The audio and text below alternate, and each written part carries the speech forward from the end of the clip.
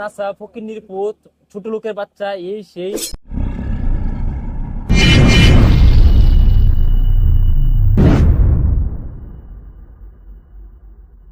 ফকিন্নির পুত, ছোট লোকের বাচ্চা, এই সেই। তো অনেক লোকজন নিয়ে সেরা পাম্পে এন্ট্রি নিছে স্লোগান ধরে। লাইভটা আগে থেকে শুরু, মানে লাইভে লাইভে সরাসরি লাইভ চলতেছে, এর ভিতরে আমাদের পাম্পে এন্ট্রি নিছে। তা আমরা যে জায়গায় বসে আড্ডা দিই, যে এই জায়গাটায় পাম্পে, এখানে এন্ট্রি নিছে। নেওয়ার পরেই উনি মানে পুরো ফিল্মি স্টাইলে, মানে এমন হচ্ছে খলনায়কের মতো বাইক থেকে নেমে সেরে আমার টিম মেম্বার আমিনকে থাপা দিয়ে ধরছে। ধীরে ধীরে বলতেছে, আজকে আসছে এখানে এই না, এই তোর জায়গা নিতে আসছি, তোর জায়গা তুই জায়গা দিবি। তাহলে আপনারা বলেন, তার উদ্দেশ্যটা কি আসলে মানবিক কাজে ছিল, নাকি পূর্ব পরিকল্পিত ভাবে মানে সাজানো একটা করতে আসছে, যে নাসাবাই টিম সহ নাসাবাইকে আজকে মানে ধূলিসাৎ করে দিব, তার ইজ্জত মানে নষ্ট করে দিব, তার মানহানি করব। আজকে আমরা শেরপুর জেলার নালিতাবাড়ি উপজেলাতে অবস্থান করছি। মূলত এখানে একটি বিকেলে অপ্রীতিকর ঘটনা ঘটে গিয়েছে। আপনারা সবাই অনলাইনের মাধ্যমে দেখতে পেয়েছেন। ধর্ষক বিল্লাল যিনি আছেন, তিনি লাইভে এসে একটি হামলা করেছে নাসা বিনোদন ভাইয়ের উপরে। তার যে গাড়ি বহর আছে, বিল্লালের গাড়ি বহর আছে, সেই গাড়ি বহরে করে আমরা আসলে নাসা ভাইয়ের কাছ থেকে জানবো যে আসলে কি কারণে তার উপরে এই হামলাটা হলো। আপনি যদি একটু বলতেন যে আপনার উপরে কেন এই হামলাটা হলো। জি, মোটামুটি সোশ্যাল মিডিয়ায় যেটা চলতেছে, যেটা হইতেছে, অনেকে হয়তো বা মানে মানে ভুল বুঝতেছে, অনেকে হয়তো বা সঠিকটা বুঝতেছে। তো এখানে আসলে ওনার সমস্যাটা হলো, উনি এই যে আমাদের যে শেরপুর জেলার অধীনস্থ কনিমিয়া, তার যে একটা বিষয় নিয়ে একটা সামাজিক কাজ করার কথা, তো সেটা নিয়ে উনি কাজ করতেছে, দেন আমি কাজ করতেছি। কিন্তু উনার কাজটা হচ্ছে যে উনি একটা ফিক্সড টাইমের ভিতরে এত লক্ষ টাকা দিবে, এরকম করে একটা মানে চ্যালেঞ্জ সবসময় ছুঁয়া দেয়। আমি তাকে বলছিলাম আর আগে যে এইভাবে আমরা ফিক্সড টাইম কেন, আমাদের এক মাসে তো লাগতে পারে, আমরা এক মাসে কালেক্ট করে দিব, আমাদের ধারা যতটুকু সম্ভব ওইভাবে করে দিব। কারণ উনার হয়তো বা হিউজ পরিমাণ টাকা আছে, উনি হয়তো বা ওইটা কালেক্ট না করতে পারলে নির্দিষ্ট টাইমের ভিতরে, তাহলে উনি নিজে দিয়ে দিবে, এরকম একটা প্রতিশ্রুতি সবসময় দিয়ে থাকেন। তো আমি বারবার বলছি যে তোমার এই সামর্থ্য আছে, কিন্তু আমার নাই, এমন বড় একটা টিম চালাই, হ্যাঁ। সেটা নিয়ে উনি কাজ করতেছে। দেন অনেক কন্টেন্ট ক্রিয়েটর আসছে তার সাথে, অনেকগুলো প্রায় উনি তো 20টা মোটরসাইকেলে মিনিমাম 35 থেকে 40 জন লোক ছিল। তো হুট করে আমি নামাজের পরে আর কি দেখলাম একটা লাইভ, আমাকে অখাদ্য ভাষায় গালাগালি করতেছে, যে নাসা ফকিন্নির পুত, ছোট লোকের বাচ্চা, এই সেই, তুই তোর শোরুম বেচে দিবি, আমি জমিন বেচে দিব। তো আমি আসলে কখনো এরকম প্রতিশ্রুতি দেই নাই যে আমি আমার শোরুম বিক্রি করে কনিমিয়ার জন্য সাহায্য করব, মানবিক কাজ করব, এটা বলি না। আমি বলছি যে আমার দ্বারা যতটুকু হবে, আমার একটা কথায় যদি 100 টাকার হোক, 5,000 টাকার হোক, 20,000 টাকার হোক, যদি হেল্প পাই, তাহলে আমি এটাই করব। শুধু কনিমিয়া না, আমার একটা মুখের কথায় যদি বাংলাদেশের কিংবা আমাদের জেলার কেউ একটু উপকার হয়, তা আমি সেখানে কথা বলবো। কিন্তু আমি কখনো এইভাবে বলি না যে আমি এত লক্ষ টাকা দিয়ে দিব, আমার আছে, ব্যাংকে আছে, জমি বিক্রি করে দিব, আমি এইভাবে কখনো বলি না। তো ওনার খুব মানে প্রথমে লাইব্রেরিটা দেখলাম, পরবর্তীতে হুট করে, তো আমরা তো আসলে জুম্মার নামাজের পর, তো আমাদের এলাকার একটা বড় ভাইয়ের বাবা মারা গেছে, খুব কাছের লোক। তো ওনার জানা যায় যাব। তো আমার টিম মেম্বার 6 জন। তো আমরা 6 জন এখানে পাম্পে আসছি, আসার পরে ওখানে যাব। এর ভিতরে আপনারা হয়তো অনেকেই দেখছেন, একটা অনেক বড় শোডাউন, প্রায় 20টা মোটরসাইকেল ছিল সেখানে। তো অনেক লোকজন নিয়ে সেরা পাম্পে এন্ট্রি নিছে স্লোগান ধরে। লাইভটা আগে থেকে শুরু, মানে লাইভে লাইভে সরাসরি লাইভ চলতেছে, এর ভিতরে আমাদের পাম্পে এন্ট্রি নিছে। তা আমরা যে জায়গায় বসে আড্ডা দিই, যে এই জায়গাটায় পাম্পে, এখানে এন্ট্রি নিছে। নেওয়ার পরেই উনি মানে পুরো ফিল্মি স্টাইলে, মানে এমন হচ্ছে খলনায়কের মতো বাইক থেকে নেমে সেরে আমার টিম মেম্বার আমিনকে থাপা দিয়ে ধরছে। ধীরে ধীরে বলতেছে, আজকে আসছে এখানে এই না, এই তোর জায়গা নিতে আসছে, তোর জায়গা তুই জায়গা দিবি। আচ্ছা, ওই ক্ষোভটা যদি ওর মানবিক কাজ দিয়ে থাকতো, আর ক্ষোভটা যদি আমি সময় দিচ্ছি না, আমি সোশ্যাল ওয়ার্ক করতেছি না, খুব কম করতেছি, টাইম দিচ্ছি না, তাহলে ও অবশ্যই আমার সাথে কথা বলতো, অবশ্যই এই বিষয় নিয়ে কথা বলতো। ও প্রথমত আইসি সেরে আমিনকে থাপা দিয়ে দইরা, আমিনের জায়গা ওপেন লাইভ চলতেছে, আমিনের জায়গা নিবো, জায়গা খুলতে বলতেছে, তাহলে অবশ্যই এটা পরিকল্পিত ছিল। আপনারা দেখবেন স্পষ্ট, উনি আমিনকে থাপা দিয়ে ধরতেছে, মানে এমন একটা মানে ইয়ের মতো, নায়কের মতো, যে রিল্যাক্স বেটা রিল্যাক্স, তোর জায়গা নিতে আসি, জায়গা দেয় আছে, জায়গা নিমু তোর, হ্যাঁ, এই ধরনের কথা মানে বলছে। এইভাবে বলছে। আচ্ছা, উনার উদ্দেশ্য যদি না থাকতো, তাহলে আয়েশা এসে আমার সাথে বসতো, ভালোভাবে বলতো যে যে আমাকে ধমক দিয়ে বলতে পারতো সিনিয়র হিসাবে, যে হ্যাঁ এই রাসেল, তুমি কি কাজ করতেছো, কয় টাকা করছো, কালেকশন করছো কনিমিয়ার জন্য, এইভাবে কিন্তু বলতে পারতো। উনি কিন্তু এটা বলেন, আয়েশা আমি না থাবা দিয়ে ধরছে, জায়গা খুল, মানে ওপেন লাইভ মিনিমাম ওইখানে আপনার 20টা মোবাইল লাইভ চলতেছে, ওপেন লাইভের ভিতরে থাবা দিয়ে দিলে জায়গা খুল। তাহলে আপনারা বলেন, তার উদ্দেশ্যটা কি আসলে মানবিক কাজে ছিল, নাকি পূর্ব পরিকল্পিত ভাবে মানে সাজানো একটা করতে আসছে যে নাসাবাই টিম সহ নাসাবাইকে আজকে মানে ধূলিসাৎ করে দিব, তার ইজ্জত মানে নষ্ট করে দিব, তার মানহানি করব লাইভের ভিতরে। আর আমি আমি আমরা আমরা সেই সময় একটা জিনিস দেখতে পারলাম যে তারা একটা ভিডিও ভাইরাল করছে যে আপনি একটা লাঠি নিয়েছেন। আচ্ছা আচ্ছা, এই বিষয়ে যদি একটু কিছু বলতেন। হ্যাঁ এই যে দোকান, এই পাম্পের যে দোকানটা, আমি আবারও বলতেছি আপনারা এখনো খুঁজ নিয়ে দেখতে পারবেন। আমি যে ভিডিও করি, আমার ভিডিও সকল সরঞ্জাম এই পাম্পেই থাকে, এখানে থাকে।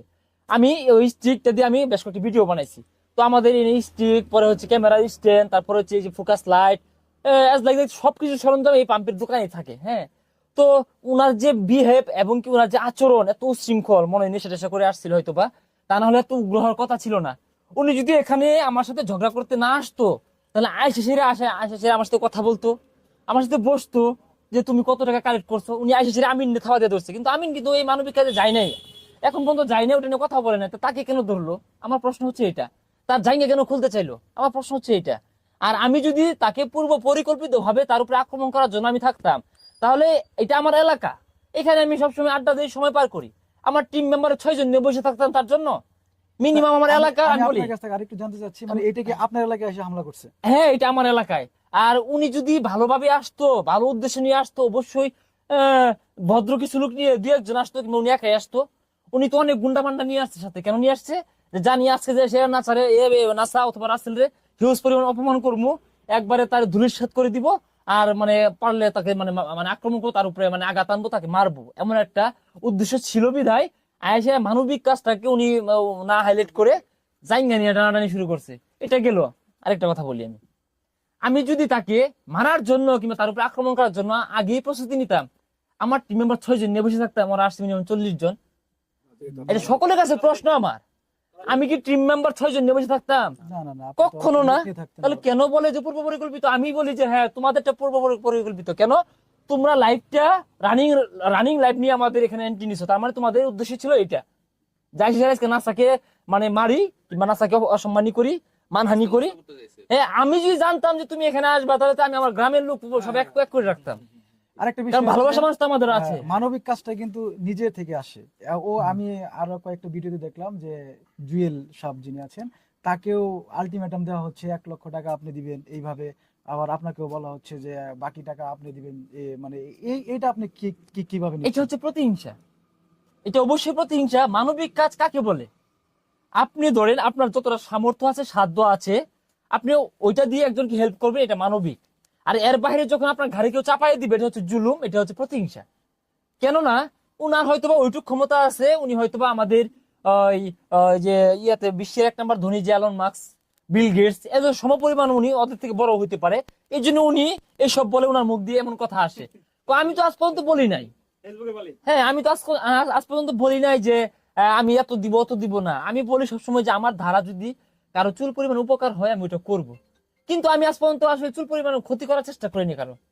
হ্যাঁ, আমি এই কথাই সবসময় বলি যে আমার ধারা যতটুকু সম্ভব হয় আমি কোনি মিয়ার জন্য আমি ওইটা কালেক্ট করে দিব, আমি নিজের কাছ থেকে কিছু দিব আর কিছু কালেক্ট করে দেওয়ার চেষ্টা করব। হ্যাঁ, এটা নিয়ে আমি গতকালকে একটা লাইভ করছি। ওই লাইভে প্রবাসী যারা আছে ওরা এই যে করে মানে সহযোগিতা করে যারা আছে, কাইয়ুম ভাই হয়তো অনেকে চিনেন, উনি ওই লাইভে যোগদান করছিল। তিনি প্রতিশ্রুতি দিয়েছে 50,000 টাকা দিবে। তো আরেকটা ভাই ছিল আপনাদের জামালপুরের মেবি, আমি নামটা ভুলে গেছি, হৃদয় না কি জানি একটা, হৃদয় ভাই না কি জানি, হৃদয় হাসান না, মানে এরকম একটা নাম উনার মেবি, উনি ওইখানে আমার লাইভে জয়েন দিছিল। তো তাকেও বললাম যে দেখেন কি করা যায় এই বিষয়ে। আমি ফোনে অনেকের মাধ্যমে মানে যোগাযোগ করছি যে আপনারা একটু দেখেন, যে যেমনটা পারেন আমাদের শেরপুর জেলা কনিমিয়ার জন্য এই কাজটা করেন। আমি কিশোরগঞ্জ যারা আছে কন্টেন্ট ক্রিয়েটর 2-1 জনের সাথে যোগাযোগ করছি যে তোমরা অফলাইনে মানে বিকাশ নাম্বার দিয়ে না, এমনি অফলাইনে তোমাদের এলাকা থেকে কতটা তুলে দিতে পারো, এটা তুলে আমাকে কালেক্ট করে আমাকে জানাও এবং কি দাও। কনিমের অবস্থা খুব খারাপ, তার জন্য আমরা এটা কিছু করি। তো এইভাবে কিন্তু আমি কাজ করতেছি। ওনার হিসাব হচ্ছে উনি যে মাজার নিয়ে ঘুরে, শিষ্য নিয়ে ঘুরে, ওইটার সাথে আমি যোগদান দিই না কেন?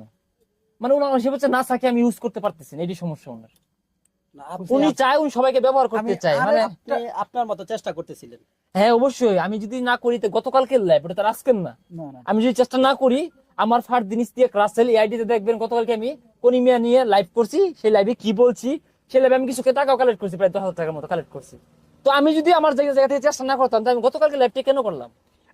আরেকটু আমি জানতে চাচ্ছি, জামালপুরের কন্টেন্ট ক্রিয়েটর মিলন চৌধুরীর নামে একটি ছেলে আছে, সে অসুস্থ ছিল। আমরা লাইভেও দেখেছি যে এর ভিতরে বিল্লালের মা অসুস্থ হয়েছিল। সেই সুবাদে তিনি ময়মনসিংহ হাসপাতালে গিয়ে একটা ঘোষণা দিয়েছিল যে মিলন চৌধুরীকে 1 লক্ষ টাকা তুলে দেবে। তো সেই টাকাটাও তিনি তুলে দেয়নি, তার পরিবার থেকেও আমরা যতদূর জানতে পেরেছি সে পায়নি। আজকেও একটা ভিডিও ভাইরাল হয়েছে মিলন চৌধুরীকে নিয়ে, যে তারা কোনো টাকা পয়সা পায়নি, একটা ভিডিও তারা করেছে। এই যে যে টাকাটা সে দিল না, মানে এই বিষয়ে আপনি কি বলবেন? যে আচ্ছা, আসলে তার কি এটা কি এখানেও আসলে- টাকা দেওয়ার নাম করে ভিডিও বানিয়ে নিয়ে আসছে। আচ্ছা বুঝতে পারছি, আমি বলি হ্যাঁ, উনি যদি সবসময় যদি অন্যকে দোষে, এর আগেও উত্তরবঙ্গে সাইমনের জন্য কাজ করতে গেল, কাজ করার আগে কি একটা বেশ লইলো, ওখানে বলতেছে যে আমার কাছে টাকা আছে, আমার দেওয়ার মন মানসিকতা নাই, এটার জন্য দায়ী হচ্ছে নাসা ভাই আর জুয়েল ভাই।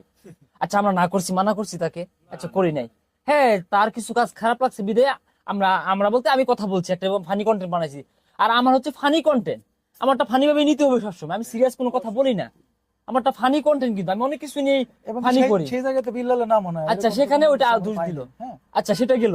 আমি যদি বলি আমাদের পার্শ্ববর্তী জেলা জামালপুর জেলার যে মিলন চৌধুরী, উনি একজন কন্টেন্ট ক্রিয়েটর, হ্যাঁ, ওনাকে যদি আমার দেওয়ার ইচ্ছাই থাকে আর যদি ওটা যদি সই হয়, ওটা যদি মানে ভালো উদ্দেশ্য হয়, তাহলে অবশ্যই উনি একজন কন্টেন্ট ক্রিয়েটর, ওনার সম্মানের দিক চিন্তা করলে তো এটা আমি গোপনে দিব, সেটা আমি অ্যানাউন্স কেন করব?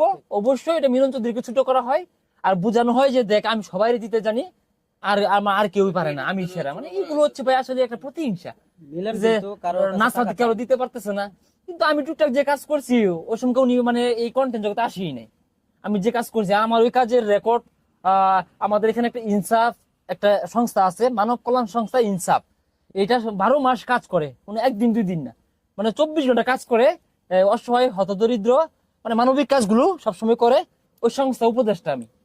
তো ওইটার মাধ্যমে আমি অনেক কাজ করছি, অনেক কিছু করছি, ওগুলো রেকর্ডও আছে। ওই সংস্থার যে চেয়ারম্যান মাওলানা হাবিবুল্লাহ পাহাড়ি সাহেব, উনি কিন্তু এই বিষয়টা জানে, উনি আজকে একটা পোস্ট করছে যে রাসেল ভাইয়ের কাজগুলো মানে উনি গোপনীয়তা নিয়ে কাজ করে, সবসময় সোশ্যাল মিডিয়াতে নিয়ে আসে না। তো অনেক কাজ করছি, আমি ওইভাবে করি না আসলে, মানে আপনি আসলে আমি- দানটা করেন সেটা কারণ গোপন আমার রাখতে সামর্থ্য, পছন্দ আমি করেন। কারো কাছ থেকে বিকাশটা কালেক্ট করি না, আমি আজ পর্যন্ত করি না যে ওইভাবে যে এই যে এটা আমার বিকাশ না হয় এটাতে পাঠান অমুক কাজটা করবো, আমি করি না এই কাজটা। কিংবা কোনোদিন আমি স্টার সেন্টারতে বলি না যে আমাকে স্টার দাও আমি এই কাজটা করবো, আমি কোনোদিন প্রবাসী ভাই থেকে বলি না ভাই আপনারা টাকা পাঠান এই কাজটা করবো। মানে দেখেন কি একটা পরিস্থিতি। মিলন কিন্তু একটা কথা বলছিল যে আমি 1 বছরের মধ্যে 100 কোটি টাকার মালিক হবো, এই টাকাটা সে কোথা থেকে কালেক্ট করবো? মানে আমি আসলে জানি না, উনি মানে বলে শুধু টাকা টাকা, এত টাকা আছে তাহলে ভাই বিশৃঙ্খলা দিয়ে দেও, সমস্যা নেই, দিয়ে দিলে তো সব ক্লোজ হয়ে যায়। প্রবাসী টাকা আত্মসাৎ করতেছে। এই ঘটনার পরে মানে আমরা আরেকটু জানতে পারলাম যেটা ইয়েতে আপনার ব্যবসা প্রতিষ্ঠানে গিয়ে তারা বসবে। জি, বা জি, এই এগুলোর বিষয়টা প্রমাণ আছে আপনি তো। কেমন কিভাবে এগুলো নিচ্ছেন? প্রমাণ আছে, আপনারা একটু দেখলে বুঝতে পারবেন। উনি লাইভে এসে বারবার বলতেছে কোথাও আগুন লাগলে এটা দায়ভার আমার না, বলছে এটা কোথায় ভাঙচুর হলে এই দায়ভার আমার না, কারো উপরে হামলা হলে এই দায়ভার আমার না। তার মানে কি ভাই বুঝতেছেন? মানে উনি চলে তাহলে হচ্ছে যারা মাদকাসক্ত নেশাগ্রস্ত এদেরকে নিয়ে চলে, সন্ত্রাস নিয়ে চলে। কেননা একজন সুস্থ মানুষ কখনো এইভাবে অনলাইনে এসে কাউকে হুমকি দিবে না। উনি বারবার হুমকি দিয়েছে যে কারো উপরে আক্রমণ হলে এই দায়ভার আমার না, তাহলে এটা অবশ্যই আমাকে বলতেছে কোনো কিছুতে আগুন লাগে সে দায়ভার আমার না। তো টাউন হল মার্কেটে হচ্ছে আমার দোকান, টাউন হলে যদি আগুন লাগায় তো লাগায়, যদি বিল্লাল যদি ঠিক থাকতে পারে থাকবে, সমস্যা কি গেল। আর যদি ওখানে ভাঙচুর করে ঠিক থাকতে পারে তো থাকবে, সমস্যা কি? মানে উনি তো ওপেন হুমকি দিতেছে যে কোথাও ভাঙচুর হবে, হয়তো দেখা যায় আমি কোথাও গেলাম আমার উপর হামলা করলো, আমার গাড়ি ভাঙলো কিংবা আমাকে মারলো, এটা করতে পারে, এই জন্য উনি বলতেছে। আর ওনার অডিয়েন্স হয়তো অনেকে আছে ওইরকম যারা নেশাগ্রস্ত, ওদেরকে হয়তো এখানে লালাই দিতেছে, আমি এটাই এইভাবে বুঝি আর কিংবা কি। আপনার তো বিগ একটা ভালোবাসার মানুষ আছে অনলাইনে, হ্যাঁ, তারাও তো আপনাকে নিয়ে পোস্ট করছে, মানে বিল্লাল যেভাবে আসলো, হ্যাঁ, এই বিষয়ে আপনার যে বিগ ভক্ত আছে তাদেরকে উদ্দেশ্যে কিছু একটু বলেন। মানে এখানে তো আসলে একটা জিনিস দেখতে, মানে শুরুটা দেখলে বোঝা যায় কে আসছে, মানে মানে ইচ্ছাকৃত ঝগড়া করার জন্য কি আসছে, ওনার এন্ট্রিটা নেওয়া দেখলে বোঝা যায়। কিন্তু আপনারা যদি উনার এখানে মানে এন্ট্রি নেওয়াটা যদি আপনারা একটু লক্ষ্য করেন তাহলে বুঝতে পারবেন উনি কোন উদ্দেশ্য নিয়ে আসছে এখানে। ভালো উদ্দেশ্য নিয়ে আসলে জীবনে আমি রাসেল ওনার সাথে পরবর্তীতে আমি নিজেকে আত্মরক্ষা করার জন্য আমি হাতে লাঠি নিছি, হ্যাঁ, আমি ভিডিও বানাই যে লাঠিটা দিয়ে ওই লাঠি আমি হাতে নিছি আমার আত্মরক্ষা করার জন্য, কারণ উনি যেভাবে লোক নিয়ে আসছে আমার মতো 6 জন, পরে আশপাশে লোকজন দেখে আসছে কি হয়েছে রাসেলের সাথে কি হয়েছে, কারণ মানুষ তো আমরা যতই খারাপ থাকি এলাকার লোকজন তো এটা ভালোভাবে নিবে না। হ্যাঁ, আমি আসলে আমার নিজের আত্মরক্ষার জন্য আমি হাতে একটা লাঠি নিছি। ওই লাঠিটা মানে আমি ভিডিও বানাই, আমার দোকানে থাকে, লাঠি আছে, ঠেঙ্গা আছে, পরে ক্যামেরা স্ট্যান্ড আছে, লাইট মাইট সবই আছে। তো আমি লাঠিটা চোখের সামনে পড়ছে, ওটা টান দিয়ে আমি নিছি। আচ্ছা নিছি, ভালো কথা গেল। এখন উনি যেভাবে এন্ট্রি নিছে, ওনার এন্ট্রি নেওয়াটা দেখলে আপনারা সকলেই বুঝতে পারবেন ওনার এন্ট্রি নেওয়াটা মোটেও মানে মানে ভালো ছিল না। ওইটা মানে ভদ্রতার পরিচয় নেওয়াটা, উনি আসছে এখানে উশৃঙ্খলপনা করার জন্য, আপনার এলাকায়? দাঙ্গা হাঙ্গা। হ্যাঁ, আমার এলাকায়। আচ্ছা, আমার যদি পূর্ব পরিকল্পনা থাকতো তাহলে আমি তো লোক ডাক দিয়ে বসে থাকতাম না। হ্যাঁ, অনেক কিছু নিয়ে তো বসে থাকতাম, লোক ডাক দিতাম। উনি আসার সাথে আমি ওনারে প্রথমে বলছি, আচ্ছা কি সমস্যা তুমি আমার বলো, এই তুমি কি বলতে চাও আমার বলো। আমি বারবার এইভাবে বলছি, না উনি আতলার আমার কাছে এমনি মানে ইচ্ছা মতে মানে মুখে যাইতাছে গেছে, কি ওসম কি করছস, এইসম কি করছস। আপনারা দেখেন এখান থেকে ক্লিপগুলো ভালোভাবে দেখলে বুঝতে পারবেন। রাসেল ভাই ও যে আসছে এখানে, আপনি জানতেন না যে ও এখানে আসতেছে? না না না, আমি কিভাবে জানবো? মানে ও হুট করে আচ্ছা, চলে আমি আসছে যদি না? জানতাম যে এখানে বিল্লাল 20টা মোটরসাইকেল নিয়ে ঢুকতেছে, তো আমি ওই জন্য 40টা গাড়ি রাখতাম নাকি? হ্যাঁ, স্বাভাবিক। আমি তো এখানে 40-50 জন রাখতাম এটা নাকি? স্বাভাবিক, হ্যাঁ। তাহলে আমি কিভাবে জানলাম? আমার 6 জনই তো ছিল, পরবর্তীতে লোক জড়া হয়েছে। মানে আপনার এখানে আড্ডা দিতেছিলেন? হ্যাঁ, শুরুটা দেখেন, লাস্টে রাসেল ভাইয়ের হাতে লাঠি, রাসেলের হাতে লাঠি নিয়ে লাফালাফি করতেছে, এটা তো লাস্টের কাহিনী। শুরুটা কি ছিল আপনারা একটু লক্ষ্য করে দেখেন, উনি যেভাবে ঢুকছে মানে আমার টিম মেম্বারের শো আমার শো মানে খায় ফেলাইবো, এরকম একটা ভাইব নিয়ে ঢুকছিল। হ্যাঁ, পরবর্তীতে ক্যামেরা নিব কেউ না, নিজের আত্মরক্ষার জন্য আমি হাতে লাঠি নিছি। বুঝতে পারছি আমরা। হ্যাঁ। তো ভাই সুপ্রিয় দর্শক আরেকটা মণ্ডলী, বিষয় ক্লিয়ার করি। বিষয়টা হলো সে যে লাইভে আসে, লাইভে আসার পরে যে মানে বাবা মা নিয়ে যে সরাসরি গালিগালাজ গুলো পারে, সেই হ্যাঁ। বিষয়ে কিছু বলতেন? জি, মানে আরেকটা বিষয় হচ্ছে, উনি প্রত্যেক সময় দেখা যায় যে আসলে ফার্স্ট অফ অল উনি গালি দেয় আগে বাবারে নিয়ে। মানে উনি, আচ্ছা আমি যদি কোনো অন্যায় করে থাকি উনি আমাকে সরাসরি বলবে, আমার বাবাকে নিয়ে কেন কথা বলবে, ঠিক। আমার বাপ ফকি, আমার বাপ ছোট লোক, এরকম ভাবে কেন বলবে। এইটা আরো দেখছি জুয়েল ভাইকে নিয়ে, জুয়েল ভাই বাবার নিয়ে কথা বলছে। হ্যাঁ, মানে উনাকে ছোট লোকের বাচ্চা এসে অনেক কিছু রাখছে, উনার কিছু হলে বাবাদেরকে নিয়ে টান দেয়। ভূত আমরা পোস্ট করে কিন্তু মানে এইগুলো মানে উনি করে, মানে ওনার ইচ্ছে হচ্ছে যে নিজের এখন নাই, মানে এখন একটা বিশৃঙ্খলা করি, বিশৃঙ্খলা করে সে একটু মানে ট্রেন্ডে থাকি, এই যে আর কিচ্ছু না ভাই, আর কিচ্ছু না। সুপ্রিয় দর্শক মণ্ডলী, আপনারা আমাদের যে নাসা ভাই আছে তার কাছ থেকে সবকিছু জানলেন। মূলত যে থটস অফ বিল্লাল আছে তিনি কিন্তু তার গাড়ি বহর নিয়ে তার এলাকাতে এন্ট্রি করেছিলেন। তারা কিন্তু তার যে টিম মেম্বার ছিল 6 জন, সেই 6 জনই কিন্তু এখানে অবস্থান করছিলেন। তাদেরকে এসে যখন থ্রেট করা হচ্ছিল তখন কিন্তু কোনো দিশকুল না পেয়ে কিন্তু উনি যে তার ব্যবহৃত যে শুটিং এ ব্যবহৃত যে সরঞ্জাম আছে সেখান থেকে একটি লাঠি নিয়ে তিনি দৌড়াদৌড়ি করছিল, সে তার নিজের আত্মরক্ষার জন্য। সেটি আপনারা তার মুখ থেকে শুনলেন। তো এই ছিল নাসাবাই বিনোদনের এখান থেকে আপনাদেরকে প্রকৃত ঘটনা জানানোর জন্য সর্বশেষ।